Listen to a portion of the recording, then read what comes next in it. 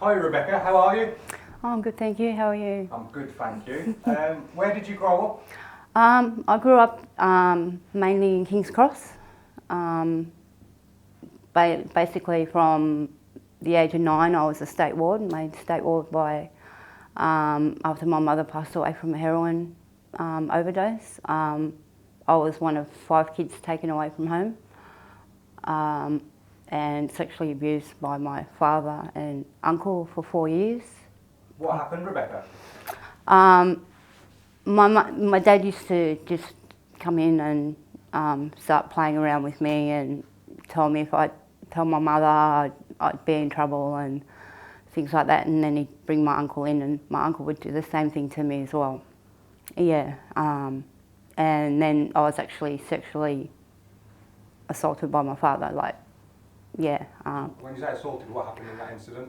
He actually had sex with me at the age of 9, yeah. He went to jail for 4 years for it, but not long enough for me. It's something that I'll carry for the rest of my life. I can't forgive him and I can't forget. And same with my uncle.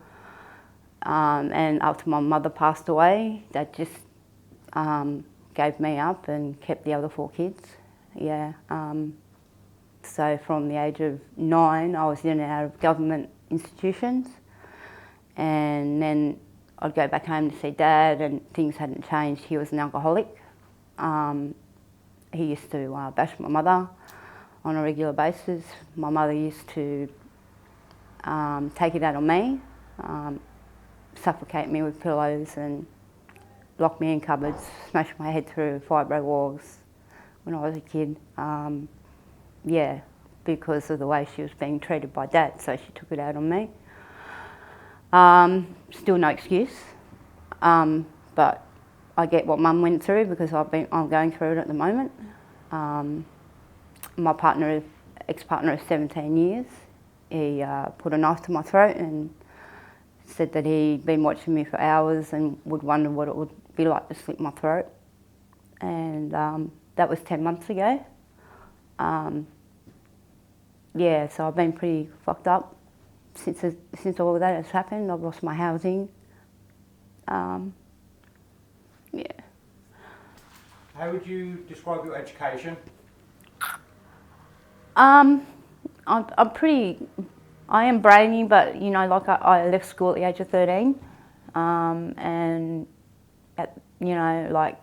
hitting the cross at 11, I had my first hit of heroin.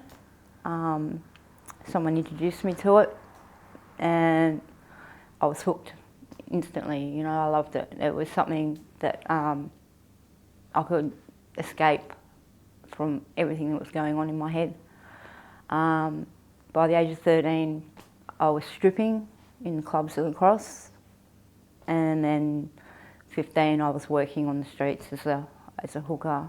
When you was a hooker as well, was you independent or did you have a pimp? No, independently, myself on the street. And what would the rates be?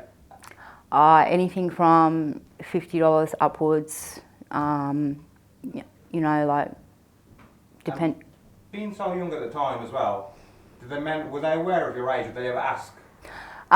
They would ask, but they didn't really, that's it. They didn't really care. They were just there for what they wanted, and what would you say your worst experience was while being a working girl? Probably having a gun put in my mouth. Yeah, yep, yeah. I did my service with him. He paid me, and then he wanted his monies back, and he put a gun in my mouth, and then tried to run me over. That was my worst experience. A lot of my friends have been killed. There was a stage in the early 90s, late 90s, where a lot of working girls were getting knocked off by, unfortunately, police officers who were taking our money off us when they arrested us and then let us go and make us do services with them. That's what was going on in the 90s here. Did it ever have anything of that nature happen to yourself? Yes, yeah, many times. Tell me a story of when that happened. I've been picked up, put in the back of a paddy wagon, told that if I don't do what I have to do, like give them a blowjob or whatever, give them the money, that they'd arrest me and, you know, they'd take me out to Brighton Sands and dump me out there in the middle of nowhere.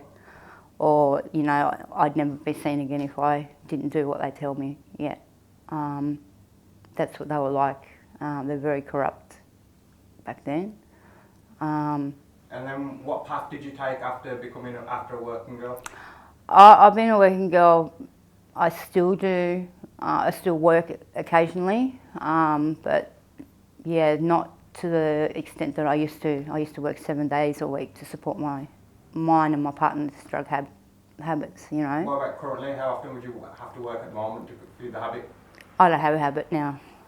Yeah, I've been clean 7 months. Well done. Yeah, it's the longest I've been clean in my life, so... Well then why still work? Because the money I'm getting on the pension, and that's not enough to live on. You know, like I still like to smoke. I smoke my weed every day. I love weed. I can't go without that.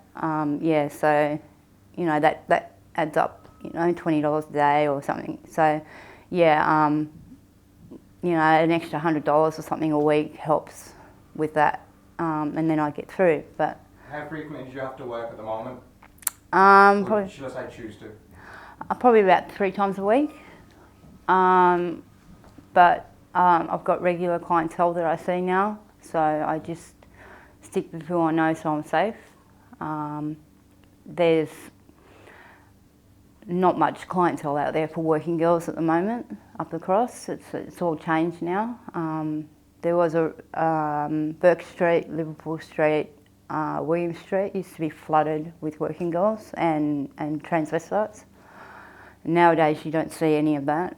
It's all behind closed doors. So yeah,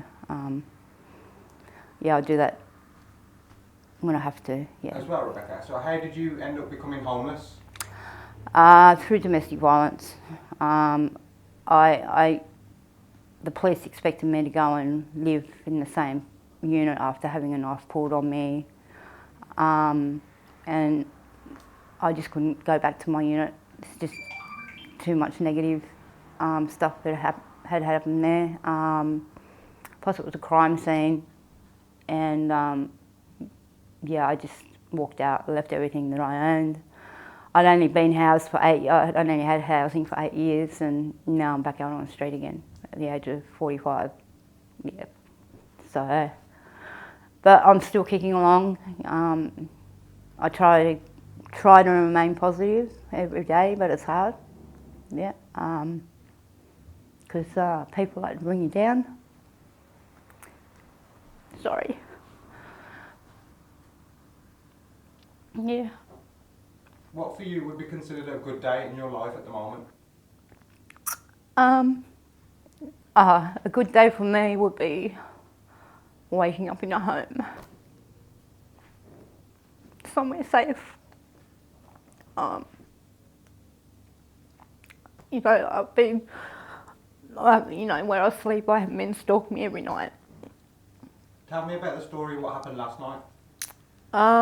There was an Indian guy.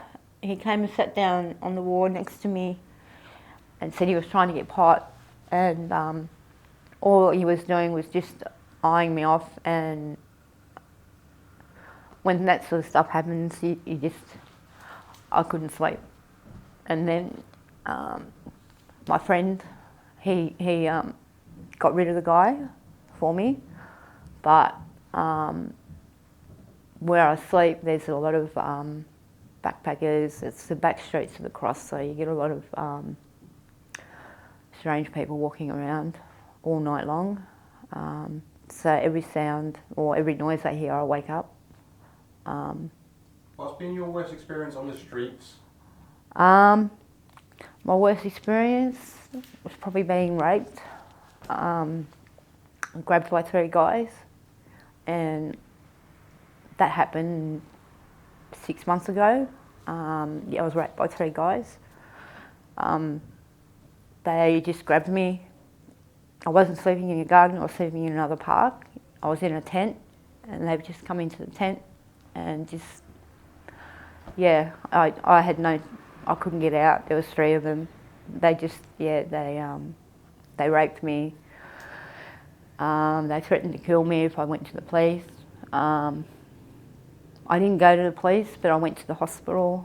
I had examinations done. I was there for like 12 hours, and they've got all their DNAs, but I'm too scared to go to the police because, fear of retaliation, of putting them in jail, you know.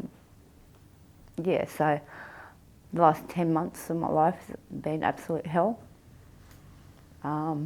Rebecca, do you see a way out of your situation? I wish I could say yes, but I can't. I can't at the moment. Yeah, I just, I'm lost. Yeah. I miss my kids. I've got 11 kids. I can't see any of them. They're all spread out, but my 3 main kids are in Melbourne, and I haven't seen them since 2013. Are they aware of your situation and what's happening? No. I don't want them to know. I don't want them to be ashamed of me. I'm ashamed of myself. Yeah, I just, I hate myself at the moment, and that's what my relationship has done to me. You know, he's always put in my head that, you know, no one is ever going to take you on. You're not good enough. You're not good looking. You're fat. You're ugly. You're damaged goods. That's what he'd say to me. So if you know, like, I was in a position where I was codependent, and he was codependent on me. And the last 10 months I've been alone. And yeah, that's just how I feel. Alone, forgotten about. How would you describe your life? It's chaotic. It's just I've got so many issues in my life: housing, mental health. Are you on any prescription drugs as well?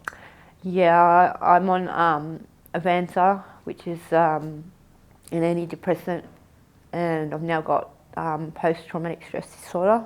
So they've diagnosed me with that a couple of weeks ago, and they've got me on medication for that as well.